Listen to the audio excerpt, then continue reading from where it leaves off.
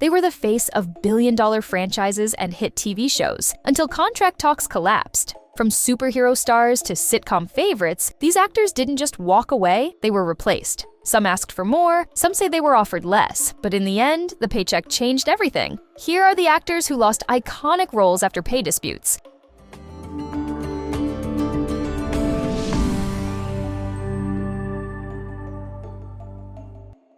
Kirstie Alley helped launch one of Star Trek's most memorable characters, and then suddenly vanished from the franchise. In Star Trek II: The Wrath of Khan, Alley played the Vulcan officer Saavik and made a strong impression from her very first scene commanding the Enterprise. But when the next films arrived, she was gone. Alley later explained she wasn't asking for more money. She was offered less than she made the first time, even though the role was bigger. After questioning the lower offer and getting no explanation, she was replaced, and Saavik was recast for the sequels.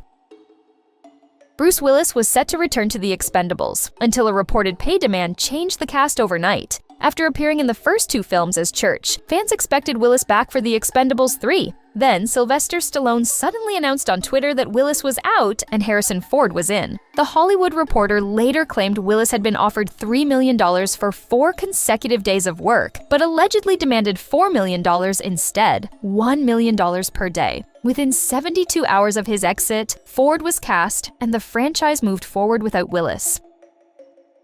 Hilary Duff went from Disney's Golden Girl to watching her hit franchise disappear almost overnight. After 3 years of Lizzie McGuire dominating the Disney Channel and a successful movie, everything unraveled during negotiations. Duff's mother and manager revealed that Disney ended talks for a sequel when she asked for a promised bonus to be paid immediately. She also said the network offered only $35,000 per episode to continue the series, even though they knew Duff was being offered 6 figures elsewhere. Soon after, both the TV show and the sequel plans were shut down completely.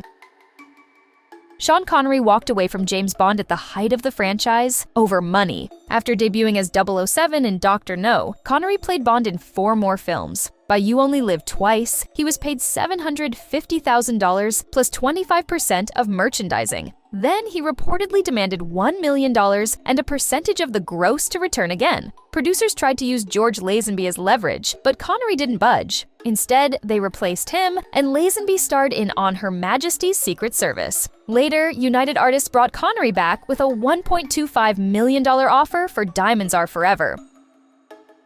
Robert Duvall survived 2 Godfather films, but not the salary negotiations. After earning an Academy Award nomination for playing Tom Hagen in The Godfather and returning for Part 2, Duvall was absent from The Godfather, Part 3. In the story, Hagen had died between films. Duvall later explained he walked away because of money. He said he was willing to work if Al Pacino was paid twice as much as him, but not 3 or 4 times more, which he said was the case. Without a deal, Duvall didn't return, and Hagen's story ended off-screen.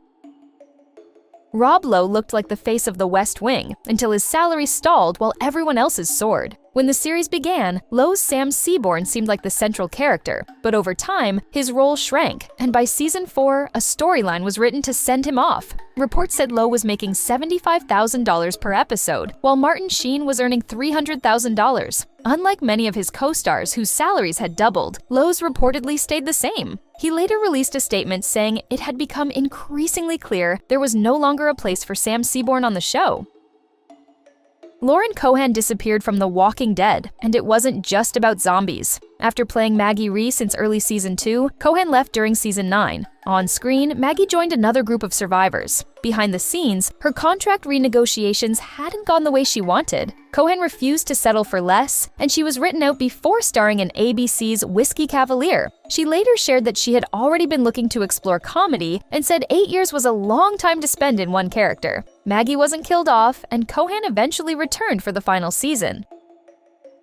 Laurence Fishburne was reportedly lined up for a major Die Hard role until a pay demand changed everything. The part of Zeus Carver in Die Hard with a Vengeance was said to be written specifically with Fishburne in mind. But according to Quentin Tarantino, Fishburne believed he had leverage and demanded $1 million to take the role. After producer Andy Vana was impressed by Samuel L. Jackson's performance in Pulp Fiction, Jackson was cast instead. Before the movie even hit theaters, Fishburne filed a breach of contract lawsuit against Vajna's company. The case was later settled for $750,000.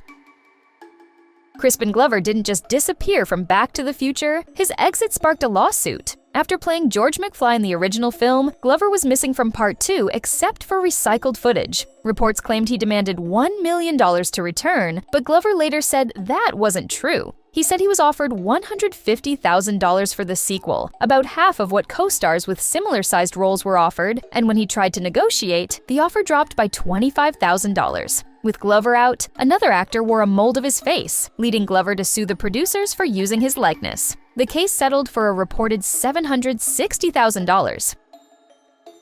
Marcus Chong survived The Matrix, but his character didn't survive the negotiations. After playing Tank, one of the few crew members to make it out alive in the first film, Chong was asked to return for the sequels. He later said he was offered $250,000, while other sources put it at $400,000. Chong wanted $1 million.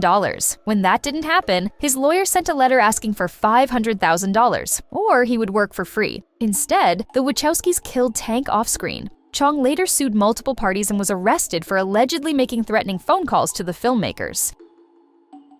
Suzanne Somers was starring in one of TV's biggest sitcoms. Then, suddenly she was gone. At the height of Three's Company, Somers was earning $30,000 per episode, while co-star John Ritter was making $150,000. When she pushed for equal pay, ABC offered her just a $5,000 raise. Somers refused and demanded to match Ritter's salary. After ABC rejected her request, she missed tapings for 2 season 5 episodes and was soon fired. Reports later said her husband and manager had been warned the network planned to make an example of her rather than hand out another major raise to a leading woman.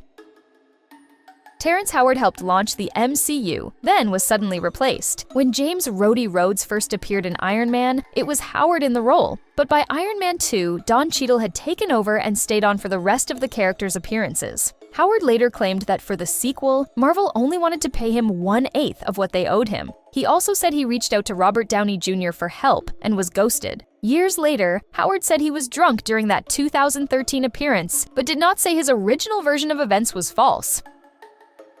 Terry Farrell's contract talks didn't just fall apart, her character was killed off. During negotiations for Star Trek Deep Space Nine, Farrell reportedly asked for a raise that producers wouldn't meet. When talks broke down, Jadzia Dax was written out and murdered in the Season 6 finale by Gul Dukat. Over the years, different explanations surfaced, including Farrell saying the schedule was too demanding. But in the documentary What We Left Behind, she became emotional while describing tension during negotiations, and recalled an unnamed producer telling her she should accept whatever salary was offered, or she'd be working at Kmart.